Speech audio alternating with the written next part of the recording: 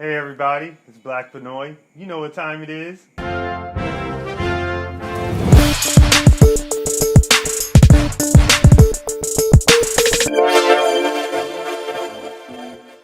I'm here with my wife because we've been getting a lot of comments. I want to say thank you so much for your comment and liking and subscribing. We want to reach 1 million viewers, so if you are Filipino and you're married to American or you're American or whatever, and you are looking for information, we are wanting to provide as much information as we can on the Philippines. Why? Because we love the Philippines. I wouldn't marry Filipino if I didn't love Filipinos. And so I did that thing. We're here in the wonderful Philippines with the many islands, many waterfalls, many relaxing places to go to, good food, good people, and a laid-back kind of lifestyle, right? Mm-hmm. Anyway, we flew in from U.S. I want to say we've been here a little more than 2 weeks. Mm-hmm. And we have experienced several things in the process of getting here. And so we shared that in a few videos, and we have since then gotten a lot of comments and questions. And so on this video, we want to answer those questions.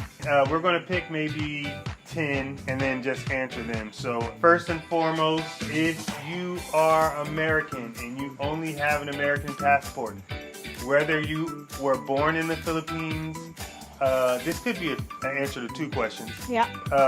If you have friends in the Philippines, if you aren't married, if you are not married to a Filipino, you cannot come to the Philippines right now. Right now. You have to be married to a Filipino. But good news, in a couple of days, there will be elections. After elections in America, let's see, may give it a couple of weeks, 2-3 weeks. We'll see. I mean, we don't know, but we're speculating. The country may be open again for travel. So I really feel like what's happening in America is affecting the whole world. I'm not trying to be political. I'm just saying, for all of you who love the Philippines like we love the Philippines, that's why we moved here, that's why we built our house here, then I know you want to come home. And so we want to help you get here safely. We reborn as one of us. Thanks, bro. We want to help you get here with all the knowledge that you need, right? So you can come here happy and get some of that tibuk. I don't know. Or palabok and some of that. Tibuk is like mahablanca in Tagalog. Mahablanca. I don't know what that is. You said 2 words. Tibuk is a mahablanca in Tagalog. Okay. So, tibuk is Kapampangan. What's mahablanca in Tagalog? Like that custard white thing. So I was right. Yeah. Okay, so it is food. Okay, so anyway. I just had some today. I'm trying to learn Filipino, guys. We're going to be doing things, before we answer these questions, we're going to be doing things like I'll be singing Filipino songs, eating Filipino food, but y'all already know that. It's Black Pinoy. Okay. You already know. For the Filipinos that were born in the Philippines, their parents are Filipino blood, but you are now American citizen, you are considered just American citizen and not Filipino citizen, so then you are not allowed in the country yet. So you can't come here. Bottom line, you can't come here. Yep. And so that's pretty much that. So there's a question about passport. If you have dual citizenship, but your Philippine passport had expired, but your U.S. passport have not expired, you can come here as long as you have your dual citizenship papers. Original dual citizenship papers, not copy, not laminated. When you came, you used your U.S. passport, even though you had your dual citizenship, because we got that question. Yeah. So you want to talk about that? You can answer it. So basically, we got a question. The comment or the question was, what passport did you use? Did you use your Filipino passport or your American passport? Yeah. Because she's dual citizen. And so basically, she had to use her American passport because she doesn't have her Filipino passport yet. But she had her dual citizen papers. Yes. And so they recognize that she's a dual citizen. So I don't know, did they stamp your No. American? So they just let you in. Yeah, they just let me in. Me, I don't on need the a other visa hand, or yeah. anything like that. I, on the other hand, they stamped my passport for 2 months, Yes. even though I paid for 3 months. Yeah. This will answer another question. Yes. If you use a third-party vendor or third-party processor, An agency of your visa, like we did, Yeah. and if you watch the first video, I put the email there, which I'll put again. It's You mean the website? The website. Yeah, you said email. Email, because that's, I don't know, I'm going to put it right here. I'll put it there on the first video. If you're watching the videos, any of the videos, you know that.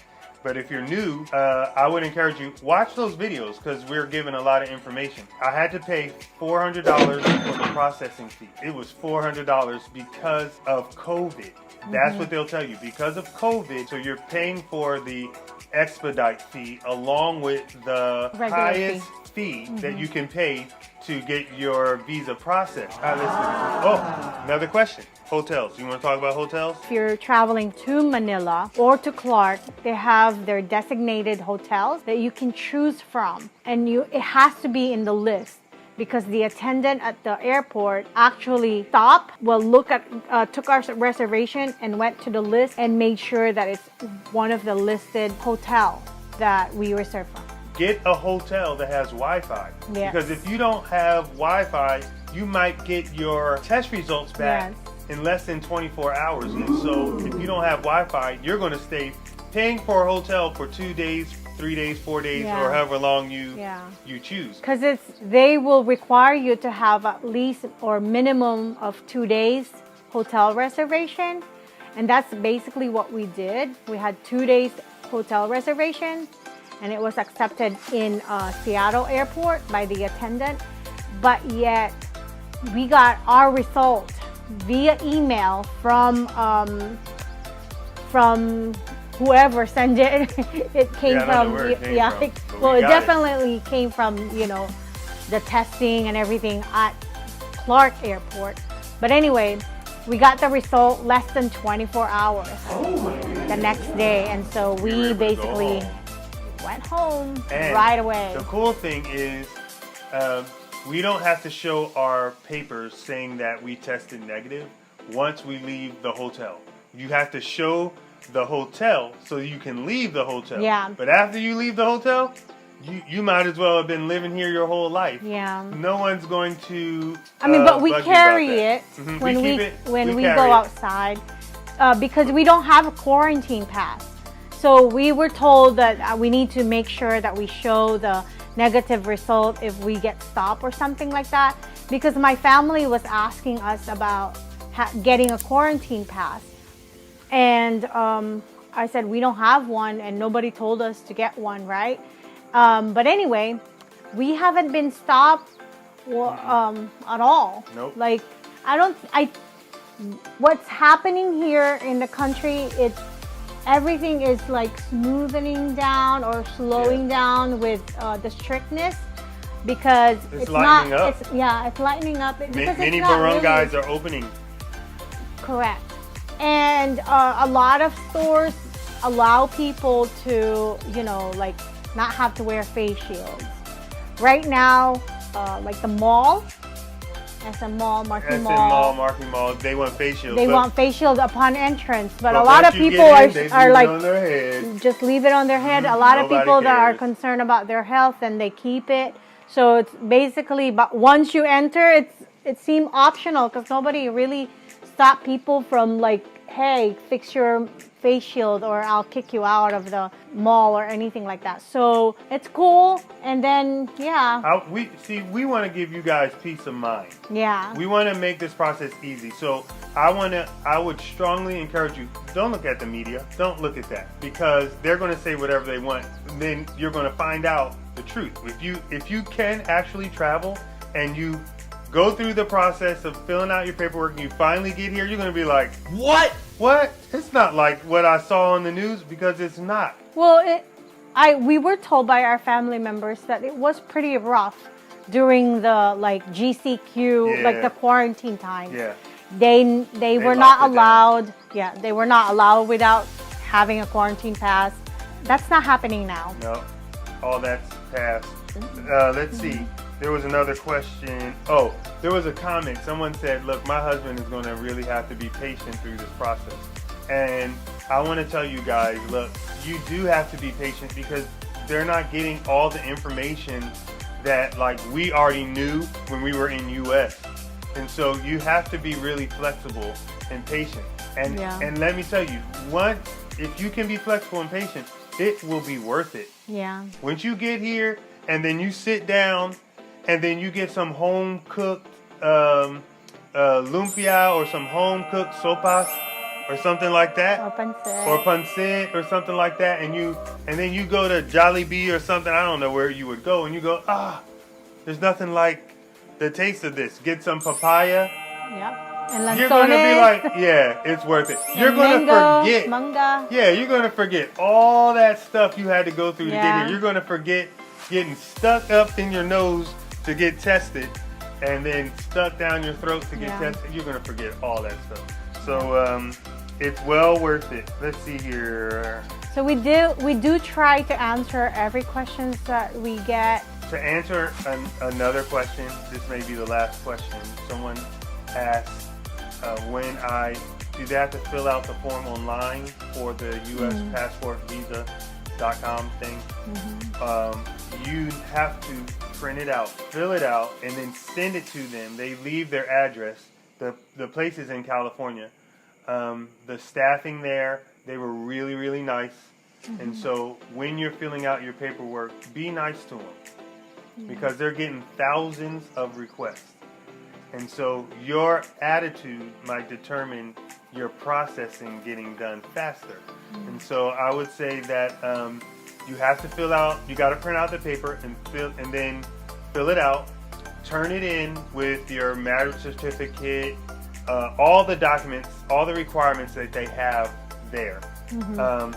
And then you can call them and pay over the phone, or you can send them a check with all the documentation. And so I can say that it worked out really good for us. It wasn't a scam or anything like that. Yeah. It wasn't, they didn't take our money. Yeah. Actually, it was even better than that, because they called me.